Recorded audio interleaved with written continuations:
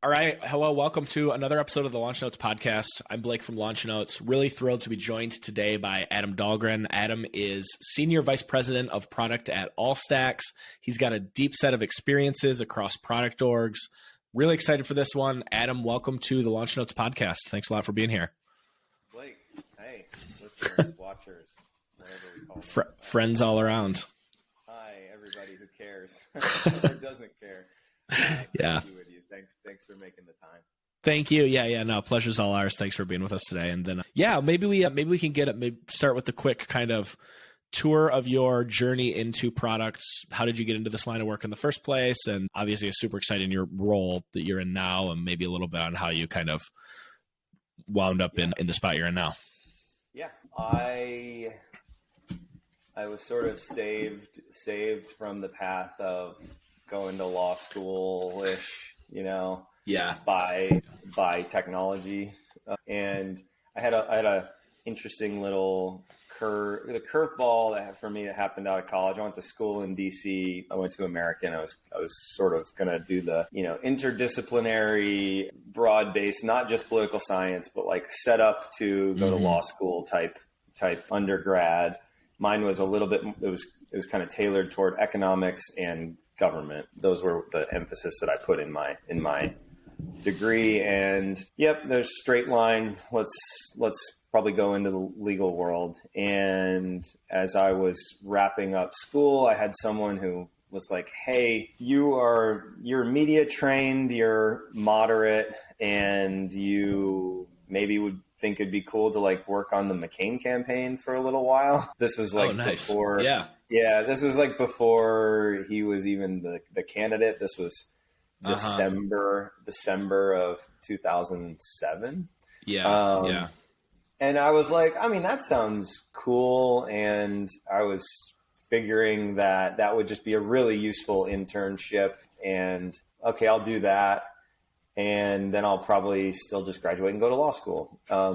So I, worked for free on the campaign, just sort of figuring out what it looks like to work on a presidential campaign. And lo and behold, he became the candidate, and it was pretty intense and fast paced. And I really liked that. And I just stayed with it. And so kind of just worked most of the way through my last semester of college, and then straight, just no summer, no anything afterward, just was on a campaign. And of course we lost, and that was pretty clear that we were going to lose really early on. And it was easy to know we needed to do something after that. What kind of stuff were you actually doing? What do they pull you in and have you work on? When I started, I was the guy chained. I was chained to the press office desk as a 20-year-old, 21-year-old. Got it. And I would just get there really early in the morning and wouldn't leave that phone. And the other interns would just hand Red Bull to me and stuff. And I just sat there and I routed. You're just calls. Routing media calls and fielding requests and and which is a fascinating thing when you're that age and you're like, oh wow, these people will kind of say anything to get past me to the people who matter. Yep. So you just kind of show up and do that stuff, and then I got promoted and offered, hey, you can go. We're still not going to pay you until this is real, but go do better, cooler things. And I did that until it actually became real, and then it was really a job. And then I was like, okay, well, I'm going to do this until there's a date out there in the future, at a presidential campaign. Yeah, that's the fun thing about campaigns and politics is I used to work in journalism, and election days were always fun for that reason, because it was we know it's the one day you get to feel like a sports reporter. I know something's newsworthy is going to happen. We don't know which way yet, but there's a concrete event that we will be on the front page tomorrow. Yeah, exactly. So and I found that to be exhilarating. Oh, for sure. Yeah. And so in wrapping that up, then I had to decide, okay, well, back to the previous plan, or keep doing the politics thing, or third road might be something that feels, like a similar pace, but is, maybe more commercially relevant long-term to me. I made the decision. I didn't want to go. I wasn't a true believer in a way that would make me a very good hired hand who would move all over the country and, do stuff on behalf of the party and all that. That just didn't end up fitting me. For sure. But I did kind of end up with an opportunity from a couple of my bosses within the campaign space who were like gonna start up. This is 2009, right? The economy has crashed. Everybody's just figuring things out. And these guys wanted to start up a little. It was kind of early on. It was a consultancy, but it was sort of more like a digital agency is what you can kind of think of it as more. And I just jumped in and said, all right, I'll join you two guys. This is going to be really small, but can we go from nothing to something in that space? And so what I was doing was at the kind of cross section of technology, a little bit of politics, some content, and also a little bit of like fundraising, finance stuff, right? And in doing so, I realized, I love this overlap of some of the technology and the clients who need a thing created, and I obviously got to see the full range of whatever that might be because there were three of us. And not long after doing that, I had a friend who was very early over at Living Social, who was like, you should, think about this. And I then applied and got routed through to someone who knew some people I already knew. I just, got a little bit lucky, and they were going really fast. They were at 30 people, I think, when I started, and it was 50 people, 2 weeks later, and it was 400 people 3 months later, and we were 3,000 people 18 months after that, because that's just what that story was back then. And I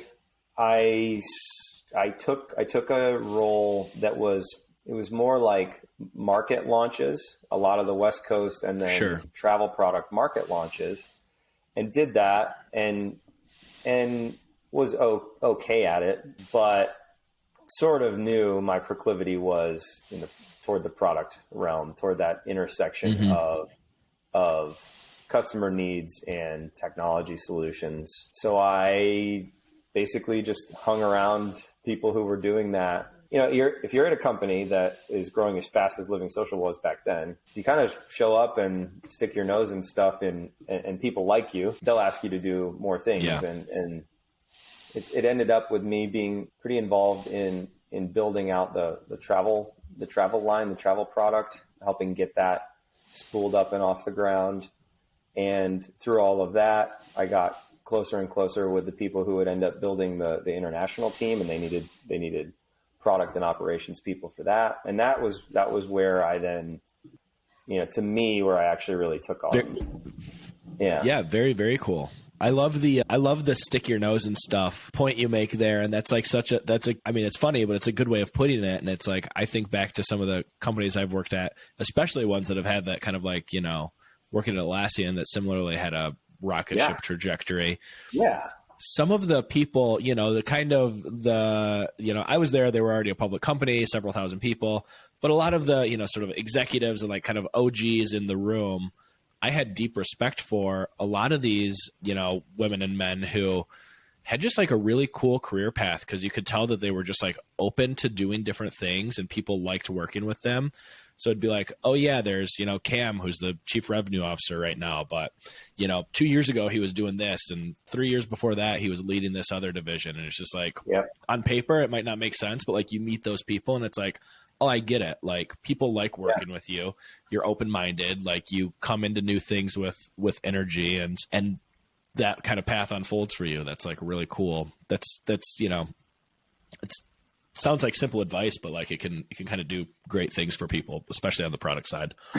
Yeah. I mean, like there's some line between curious and annoying that I would imagine I was always just early on trying to get calibrated on that I would advise everybody to get probably as close to that line as you can. And not like, you can't feign curiosity. Like, if you end up being in the mix with people doing some things that you are legitimately really interested in that's kind of switch you on. Yeah. And then just try to stay in the mix and be as useful and positive of an influence as possible. And typically good things are going to happen. And, you know, it's a crazy, crazy winding road. Sure. You know, but that started to, it crystallized for me sort of where I felt like I could be most useful. And also, you know, the backdrop of something like a living social is it's maybe trite to say like, oh, you get to go to business school through that. Having also, you know, decided not to go to business school a couple times myself, right? Yeah. There's some truth to it. It's not the same training by any means, but you are getting exposed to totally insane breadth and really, really interesting cases that of problems and opportunities that need to be addressed. Much the same as I'm sure you saw at Atlassian, you know, especially in some of your initial days there. So. For sure. Yeah, no, absolutely. That's a good point.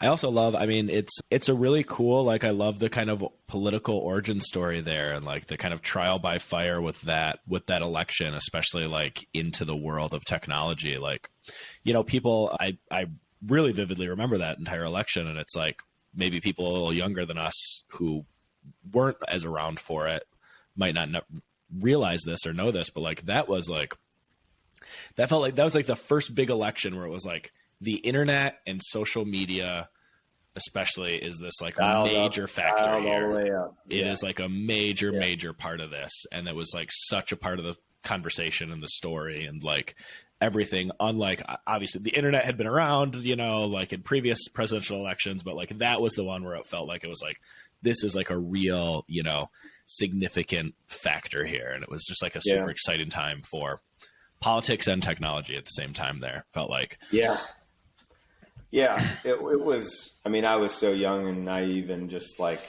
the thing that it crystallized for me was I like the adrenaline of there is a date where you either win or you lose. Right. Yeah. And so you do whatever you can do up until that date to move as much earth as you can. And and that you can learn a whole lot about the people you've got around you when that's the backdrop. That's a really great point. And just like I'm just sort of thinking through this as you say it, but like a lot of times in other industries and like working in tech, like you can often not have that, like that date on the calendar as a forcing function for so many things is, you know, can be excellent. And it's not just about like a political campaign or something, but like, I guess I'm thinking about, we used to always have, and a lot of big companies do this, like they'll have their big annual conference. So your user conference, the user conference. Right? Exactly. Like for Atlassian, like Teams, the Teams start date, right? That matters. Yeah. That was a big, you know, that's a big red X on everyone's calendar the entire year. And like, it's such like a, you know, it kind of gets everyone swimming toward, and it's like, yeah, it's like an arbitrary thing. Like, so we sort of like picked it and, you know, it's this synthetic event that we created, but it is still this like very concrete, like we're going to have the Teams conference. It's April, whatever. We know we want to talk about this. So we know we need to have that ready. And so we know this team needs to do that and legal needs to do that. And it's just like having that like concrete day. I've always said like having like a user conference is such an awesome like thing, just in terms of like, we've got a date on the calendar. Like, I think, you know, like completely agree. Cliche, but like Apple does a good job with that, where it's like, you know, there's going to be an iPhone event every fall, like, and the whole company knows here in January, they've got, you know, 9 months to get ready for whatever this fall's iPhone event is going to be. And then there's different ways to kind of do that, but yeah, it's a good way of thinking about it. We're kind of jumping around here. I think that's okay, but tell me about Allstacks a little bit. What was the company like when you joined? What was compelling about it to make you want to jump on, and kind of, you know, what are you guys doing over there? Yeah. So probably the best way to set up sort of the rest of my story so far would be,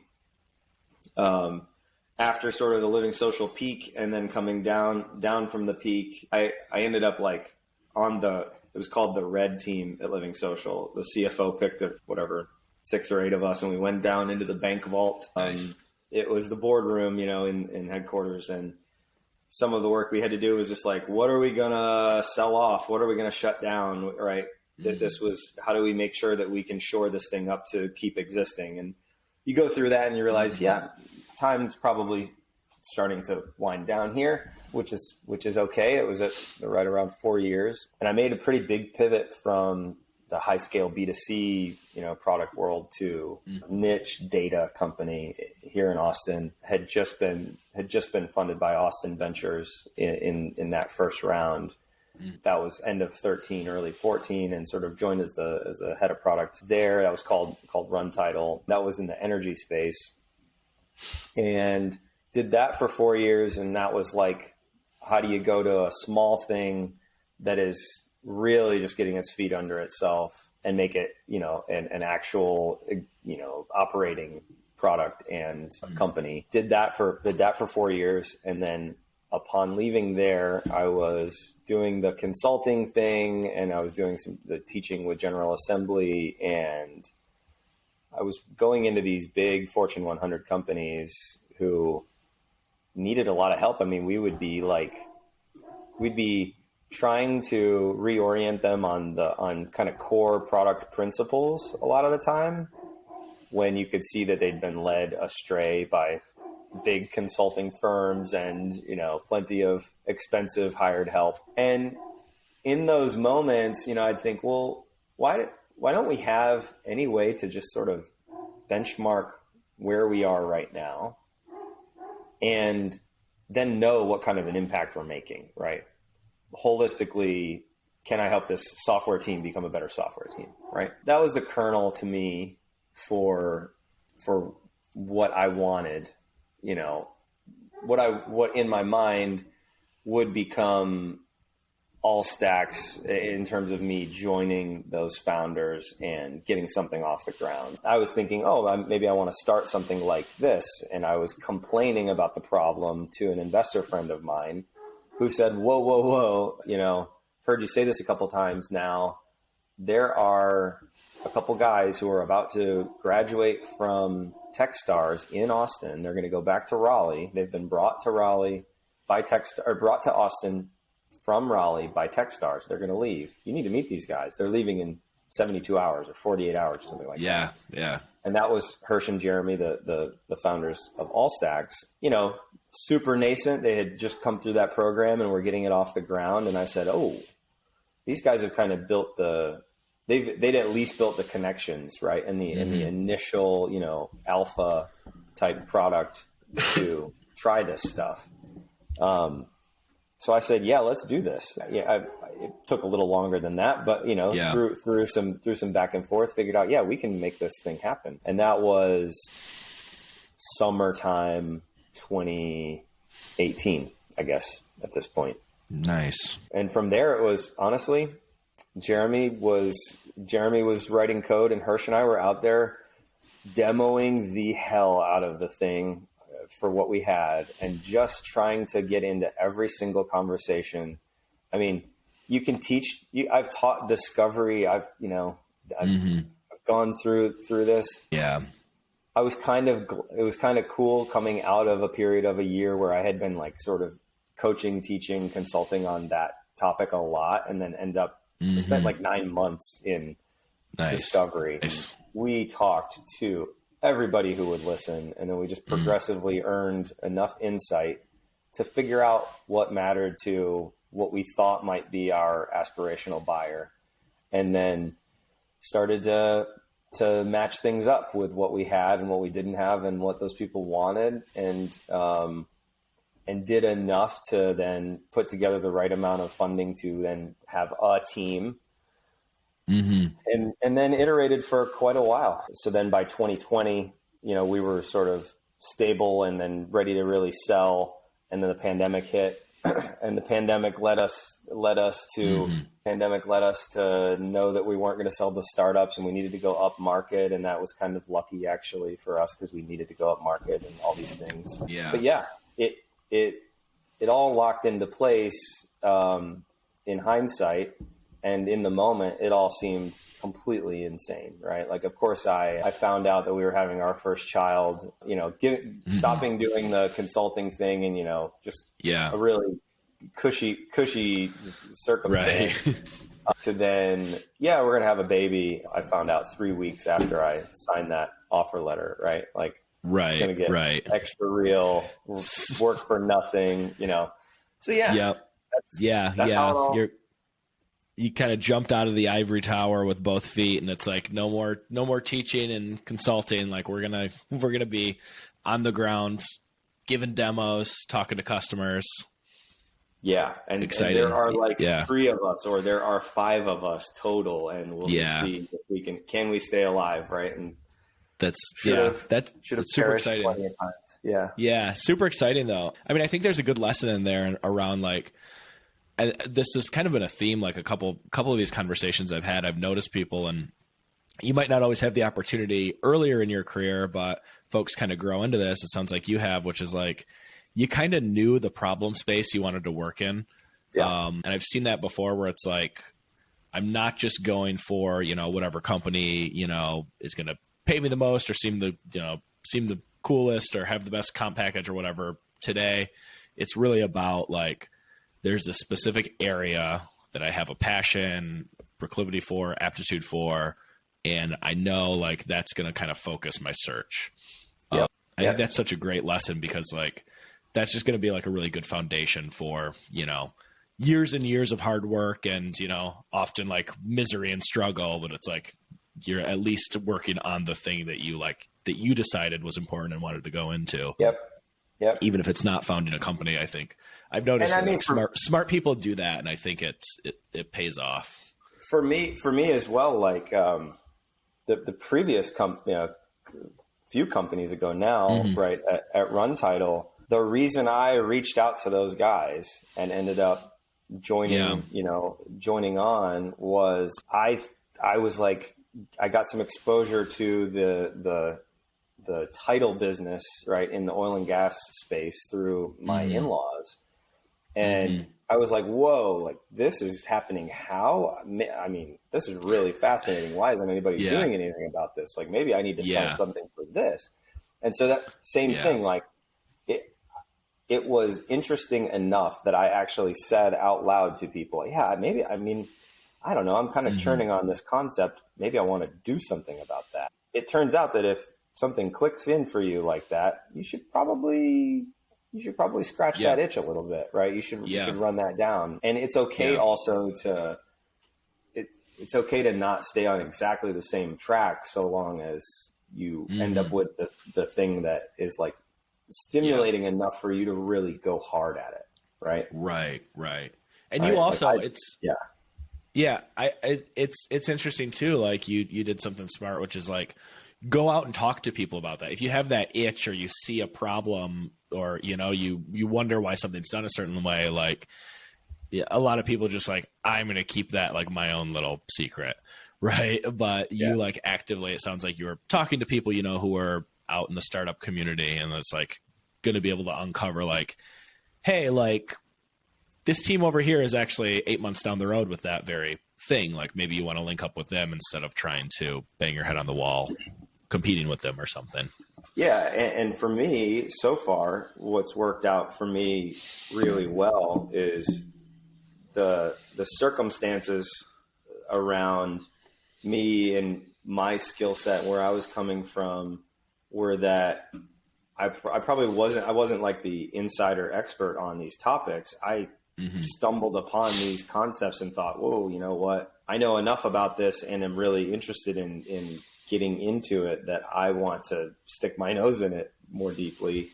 Yeah. And I probably wasn't the one to actually be the first human doing the things, writing the code, right? Like it was actually good to pair up with people who had already, and maybe it wasn't that much of a head start, but in some cases, it's the people who you get access to when you say, I will sign on with others versus it has to be me who starts it and then finds the other first people. And, right. And that's not always true, but for me, that's been true a couple times. Yeah. No, I think there's definitely a lot of cases where, people try to sort of brute force the other path and, kind of end up nowhere because of it. But yeah, how many times have you talked to the person who's like, well, I had an idea. I was sure it was a great idea. So I started something. It was my idea. I had, I was owning that concept, and they get one other person who's like, yeah, I think that's cool. And they dabble on it for a little while. Great. Right. And yeah, you get no, the universe doesn't give you a participation trophy for that. So yeah. I want to talk about, because the kind of moment that you guys went through at Allstacks, I think is super interesting for me personally, and something we're thinking about here at Launch Notes. I think a lot of product teams go through this. You kind of talked about how discovery, demos, conversations, iterate, realize like, hey, like this, the go-to-market motion around startups isn't really going to be the play here. We're going to have to go up market with enterprise, and we're going to have to like kind of put our foot on the gas with like, selling, and like, we're going to get this out there. And I think knowing when, like, the yin and yang of like, do we keep building, or it's like the chicken and egg, like, is this product not in enough hands because we aren't like aggressive enough with selling, or are we not being aggressive enough with, continuing to iterate and make the product better? And how do you know when like you can kind of kick over to like, we have enough confidence to really put the foot on the gas with distribution and like get this product out there versus, hey, we're going to like continue to like heads down, build and discover. Yeah. So for us, I've been sort of remiss in not actually saying what Allstacks does, but so Allstacks, intelligence layer for software teams. So we call it value stream intelligence, but the key points here, right? We have built a platform that helps software teams get better at building software over time, right? So what we'll do is we will essentially benchmark where you stand on the quality of your some code quality stuff, certainly process. How repeatable and reliable and forecastable are you from a delivery standpoint, right? Think about it like a 360-degree composite view of your software operations. And I say that out loud now, and you probably hear enterprise, big company stuff, right? Well, yeah. Back when we started, this was the guys kind of built the initial stuff 2017. I joined in early 2018, right? And back then it was, for the first time, you can actually get access to all the API fed data to build metrics for software teams. So it was all just like kind of now what we think of as rudimentary metrics. That's what it was back then. So what we initially did, we were like, oh, well, here's some like baselining and how do you know, like, are you getting better? Are you degrading? Well, you build some metrics for that, right? For your holistic software team, for your engineers, right? For your product team, whatever. And, and so early, like, okay, well, startup CTOs, they want to know, they want to be able to show a chart to their board, are they getting better? Are they shipping more? Whatever they want. And we kind of took that, like, whatever they will tell us what hurts, yada, yada. Well, there's a million answers. And it turns out in startups, that problem for them, that's like way high on that hierarchy of needs stuff. Like, they're trying to get core practices in place. They're trying to just hire enough of a team to operate in some sensible way, right? So we start to find out, like, it's not a startup sale, which makes a lot of sense. And we all thought, this needs to go into the mid-market and enterprise as fast as possible. What are the long poles in the tent for that? Really, that was in the time frame where everybody was starting to become SOC 2, and every vendor starts to then have requirements kind of cascading down upon them from a security standpoint. And so once we said, okay, we're pretty committed to not do the startup SMB thing. And, oh, by the way, COVID is upon us and they're not existing anyway. You got to point your eyes up market. That was like an enhancing, moment for us in terms of our view. Right. The main thing was, what is the baseline credible security and scalability stance to have to go into these, publicly traded companies? That was effectively our bar. What we had enough signal from the market that the problems were real enough to know that so long as we could continue, we were already pretty okay at getting into conversations, right? Not necessarily at crazy broad scale demand gen, but we were pretty good at getting into conversations. And so, so long as our product could meet the bar for security and scalability and reliability, we were going to be viable, right? And we then said, well, the security needs to be number one. And so we baked in a really aggressive security practice early on that got us, SOC 2 type 2 before anybody else in our space, and let us be viable in those evaluation conversations, really from when we said we were, okay, now it's time to sell this thing. And that was in 2020. Yeah. That makes total sense. And that's I love that sort of framework around it, where basically like you're like, we have conviction in the actual product market fit of the problem that we solve. So the kind of the press go point is going to be like when we have these table stakes things for the enterprise. Right. Yeah. Like when we can actually which totally makes sense, is makes those conversations actually, avoids a lot of, spinning your wheels. Like for folks who haven't sold software into enterprise scale companies before, it's like, there are these there's just this checklist of things that table stake things that need to exist around, security and data federation and, access control, whatever it might be. They're all similar, but, unique. But I like that you guys approached it that way, which is basically we're not going to go in and get kicked out of the room because your security is we need this, we need this type of that. We need that kind of, blah, blah, blah. It's we'll have all that buttoned up and then we can just talk about our core problem.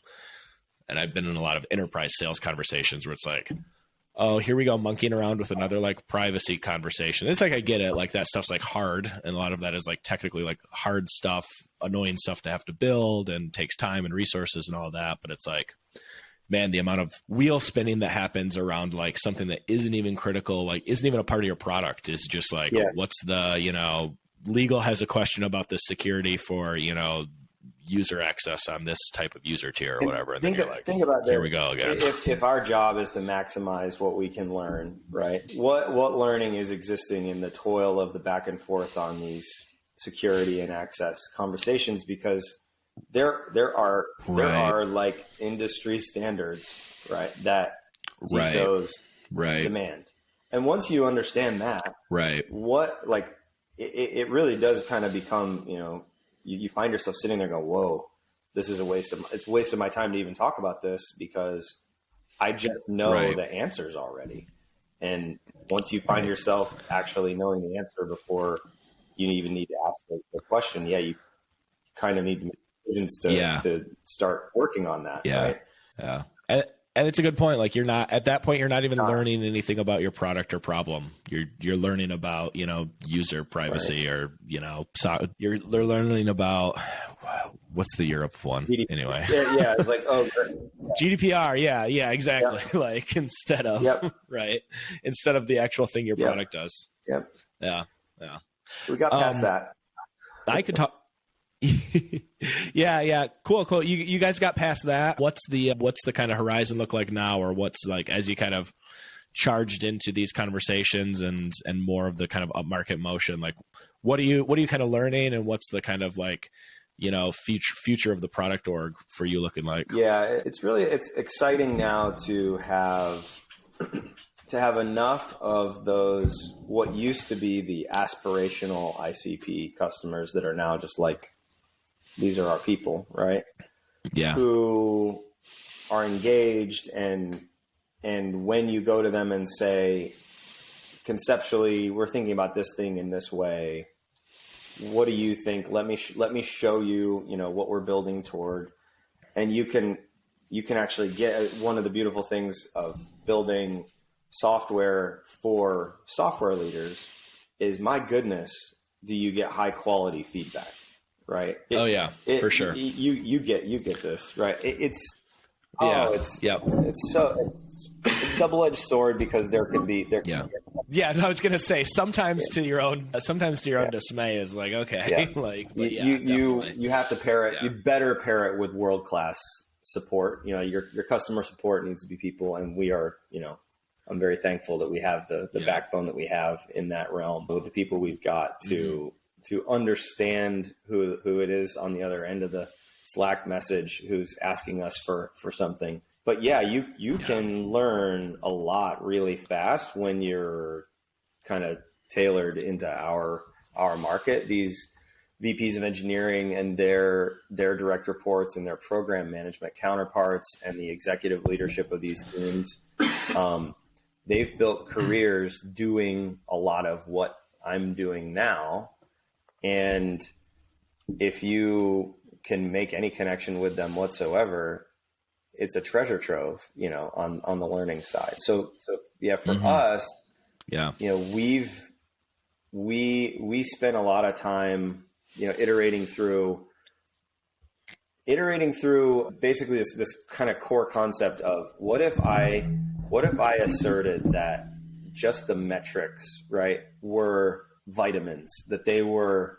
So it's almost like saying, what if I was willing to say the thing that I originally built was not that valuable? And if I operated from that default place, can I find out what is valuable? And so we said, metrics, what if those are just vitamins? Cool. Some people want to take their vitamins, but you probably have real pains that painkillers are demanded for. And so we spent a couple years kind of going through that, and then building some of the initial, work on those topics, like forecasting, like predictability, reliability, and this is from a software organization perspective. Like, what does it even mean for a product and engineering team to be reliable, to be believable, to be trustworthy, to be forecastable? Those are actually conversations that you end up finding that some of these executives have had, in small ways, but haven't been topics that have been holistically tackled for their organization. And so then you end up able to start to talk to them about what that might mean and how they might show it and prove it and then build upon. And for us, we're doing everything we can, long-term product vision. I do not want to be used as just this mirror into what has happened. I want to ensure that I am giving you the actual tools to tune your reality, make decisions, and then prove that the decisions you made and the actions you took improve your outcomes as a software team. And what does that mean? That means be able to scenario plan, be able to on the fly game out, tweak, tune the interfaces. So it's a lot of customizability and a lot of real depth that we've been building that we're finding our customers really resonate with, and we're getting that they're asking for more. So we're definitely leaning in hard on that front, because everybody's a little bit different, and everybody needs to be able to kind of tweak things for their reality, and so that's important. Yeah. That sounds super, super fascinating. And having worked kind of closely with, software teams as customers at Atlassian, I totally see the need for that. And it's an interesting, it's a compelling approach. And frankly, not to turn this into a Launch Notes commercial, but I'm seeing some similarities with what we're aiming to do with Launch Notes for product teams, which is kind of give them the tools to see the health of their product organization and also look forward, draw insights, move forward in smarter ways. And it's cool. I think there's this new kind of era of tooling that is able to do stuff like this. For a long time, maybe the kind of the the prior wave of SaaS and data and analytics tools was like, hey, like you can basically like a interface for your databases. It's like, look at all the data you can see. And it's like, what can I see? And it's like everything. It's like, okay. But it sounds like you guys are taking a more, opinionated approach around like, here are health metrics that are probably important. And yeah, you can tweak them and customize them, but you should also keep an eye on these things. And we're going to kind of triangulate, this measurement for you out of the box, maybe. Yep. I don't know your platform. I'm making assumptions, but I would imagine it's a little more like that. That is definitely the thing we're most aggressive on. A couple core premises there. It's got to be fast time to value. Yeah. So when you flip the thing on, it's all at your fingertips. There's no man behind the curtain. You just are able to operate, and that means answers right away. And that's the satisfying thing for software leaders, for product people, and for engineering leaders. And what we're, it's like there is a new era where this data is just, it's being handled differently, and there are just new applications, that you can take advantage of. And I think there's a bunch more innings in this world, right? Where a lot of the things that Launch Notes wants to do that will make it a way more powerful, way more holistic view of how the product team operates, clashes into more data sources, or machine learning models like what we've built that start to make it possible to say, here's what has been true for this software team, for this company that is based on this software team, right? Here's what is likely to happen based on these things, these confluence of events that we see taking place. So here's how you sidestep that significant risk in delivering the thing that everybody is waiting for, right? And that is the kernel. That's the kernel. That's the thing that we're continually hunting after. That's the thing that we prioritize innovating on that topic, and that's where partners and associated applications, tangential things, like who knows how the world will shift to make these things more powerful, more interesting, more exciting for the end users, over the next 5 years. Right. It's funny. I was just saying to someone the other day, like, I want to see the end of, and I think a lot of, especially with the, the learning model stuff and AI APIs that we're seeing is like going to make this possible. Yeah. I hope. My pipe dream. I want the end of those like awkward moments in meetings where some executives like, it says to someone like, how many percentage of new users start on the standard plan? And it's like, I don't have that in front of me. And some nervous, engineer or product person's like, well, I can get that for you. I can look it up. And then 45 minutes later, they dig around and find it. Like, I want my GPT bot right there. I can just type that in and it's got access, it's got secure access to my company data, and it can just say, oh, like 43%. Like, do you want to look back at last quarter? You want to see the change? Like, you want to see those the trend, are the moments or are you good with my answer? Build to. Right. Do you want a chart? Like, it's 18.9%. That day's coming though, Blake. I mean, I don't know. I don't know when. I hope so. Yeah. I hope so. Like, but that's what I want to be able to type into a bot and get an immediate answer on without like, hang on, let me pull up the right dashboard. I don't think I bookmarked that. Like, I mean, so you're taking that example because like you have presumably been in a room where you've been asked for that thing, right? Right. And 100%. So the corollary that like we are actually already making real for Allstacks and our customers right now, example would be, backdrop of however many years we've gone where honestly just a lot of the technology budgets got not rubber stamped, but they got approved and they just grew.